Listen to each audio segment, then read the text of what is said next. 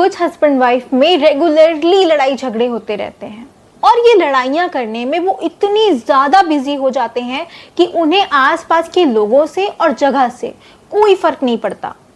और फिर क्या होता है, पूरे दिन मूड खराब रहता है, घर का माहौल खराब रहता है, किसी चीज में मन नहीं लगता। अगर आप भी अपने रिश्ते में ऐसे ही स्ट्रगल्स फेस कर रहे हैं, झगड़ों से तंग आ चुके हैं, तो इस वीडियो को पूरा जरूर देखिएगा, क्योंकि आज मैं आपसे कुछ ऐसे टिप्स शेयर करने वाली हूँ जिससे ना सिर्फ आपके रिश्ते में प्यार और अंडरस्टैंडिंग बढ़ेगी, बल्कि आपके बीच में होने वाले झगड़े भी बंद हो जाएंगे, प्यार में बदल जाएंगे।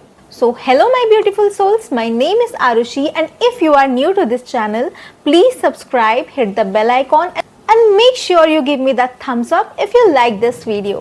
देखिए, हस्बैंड वाइफ 24 घंटे साथ रहते हैं, दोनों की अपब्रिंगिंग अलग अलग माहौल में हुई होती है, तो थोड़ी बहुत झगड़े होना स्वाभाविक सी बात है। लेकिन जब इन झगड़ों के चलते हमारे अंदर एक दूसरे को डोमिनेट करने की भावना आ जाती है, ईगो आ जाता है और हम इस लड़ाई को सॉल्व करने के बजाय इसे जीतना ज्यादा इंपॉर्टेंट समझते हैं, तो उस वक्त हम ये समझ भी नहीं पाते कि शादी, जो कि एक प्यार भरा बंधन होता है, कब एक आसानी से टूट जाने वाला रिश्ता बन जाता है, एक बोझ बन जाता है। इससे दो चीजें होती हैं जिन्हें हम समय रहते नहीं समझ पाते।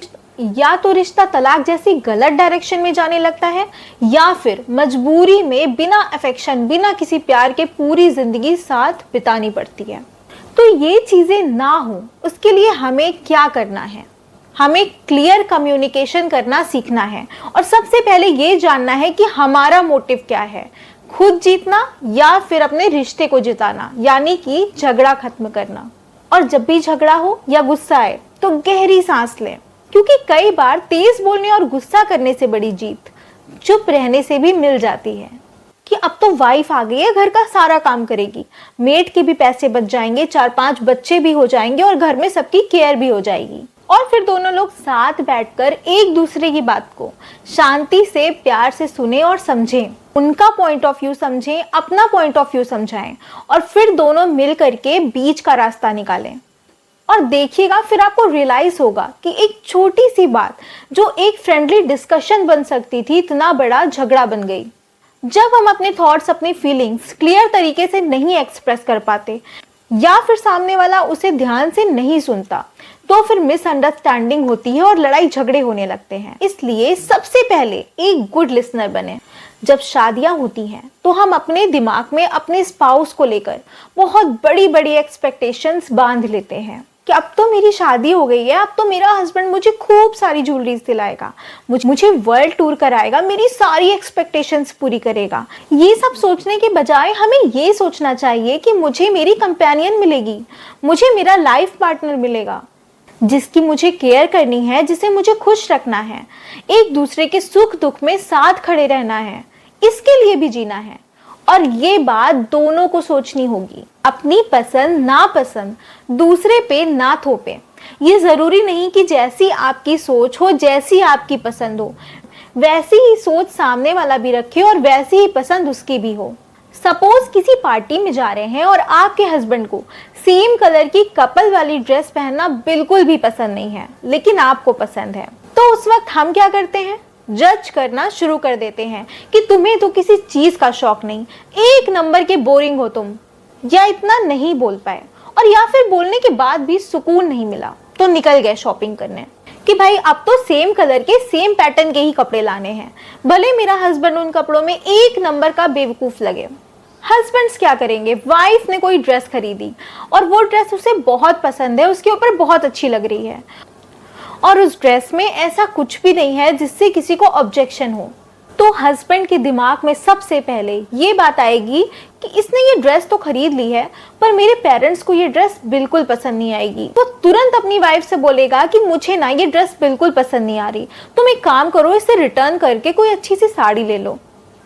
देखिए, पेरेंट्स की फीलिंग की कद्र करना अच्छी बात है, लेकिन इसके चलते एक इंसान को पूरी तरह बदल देना ये गलत है। और फिर अपनी उस वाइफ को जो अच्छा दिखना चाहती है, खुद को अच्छे से कैरी करना चाहती है, खुद की पसंद बनाने की जगह लुक वाइज भी अपने पेरेंट्स की पसंद बनाने लगते हैं, और फिर दूसरों की वाइफ को देखकर उनकी तारीफ करेंगे क्योंकि आपने अपनी वाइफ को अपनी जनरेशन का होने के बावजूद भी उसका रहन सहन, पहनावा सब पिछली जनरेशन का बना दिया। अब वो वैसी रही नहीं जिसे आप पसंद करो। तो ये बात हमेशा ध्यान रखें कि एक दूसरे की पसंद को, नापसंद को एक्सेप्ट करें। नेक्स्ट पॉइंट है गलती मानना सीखें। कई बार ऐसा भी होता है कि जब हम गलत होते हैं लेकिन हम लड़ने में इतने ज्यादा बिजी होते हैं कि ये भूल जाते हैं कि हम कहाँ गलत थे। तो उस वक्त बड़बड़ करने के पहले थोड़ा रुक जाओ और ये सोचो कि क्या मैंने ऐसा कुछ कहा है या किया है। कई बार ऐसा होता है कि हम बायस्ड हो जाते हैं और अपने दिमाग को भी यही समझाने की कोशिश करते हैं कि हमारी तो कोई गलती ही नहीं है, हमने कुछ गलत नहीं किया। तो उस वक्त हमें अपनी नहीं चलानी है, अपने दिमाग की सुननी है।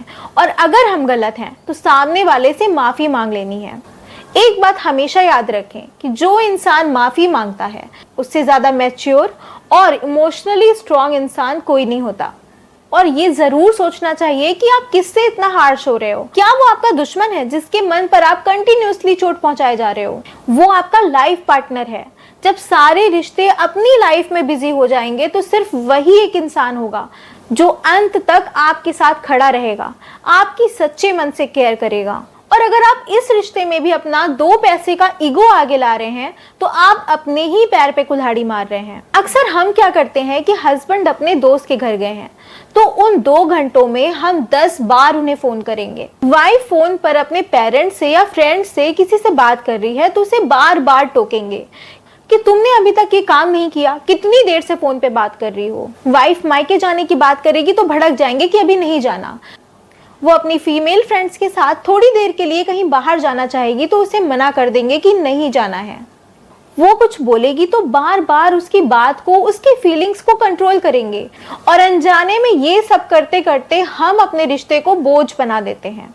जब आप सोशल होते हैं, अपने लोगों से मिलते हैं, उनसे बात करते हैं तो आप टेंशन फ्री रहते हैं, जिसका असर आपके मेंटल पीस पर भी होता है। कुछ वीडियोस आपने देखे होंगे जो आजकल बहुत वायरल हो रही है, जिसमें लोग ये ज्ञान दे रहे हैं कि शादी का मतलब सिर्फ और सिर्फ रिस्पॉन्सिबिलिटीज होता है। और अगर ऐसा सोचकर हम भी चल रहे हैं तो हमारा रिश्ता बहुत अच्छा नहीं चलने वाला, क्योंकि ये सिर्फ 2-4 साल साथ रहने वाली बात नहीं है। आपको पूरी जिंदगी साथ बितानी है, जिसमें अगर प्यार, रोमांस और अफेक्शन होगा तो आप सारी रिस्पॉन्सिबिलिटीज को बिना थके पूरी एनर्जी के साथ खुशी खुशी उठा पाओगे। तो ये बहुत जरूरी है कि हम अपने पार्टनर की बातों को सुने और उनके साथ इमोशनली भी कनेक्ट हो।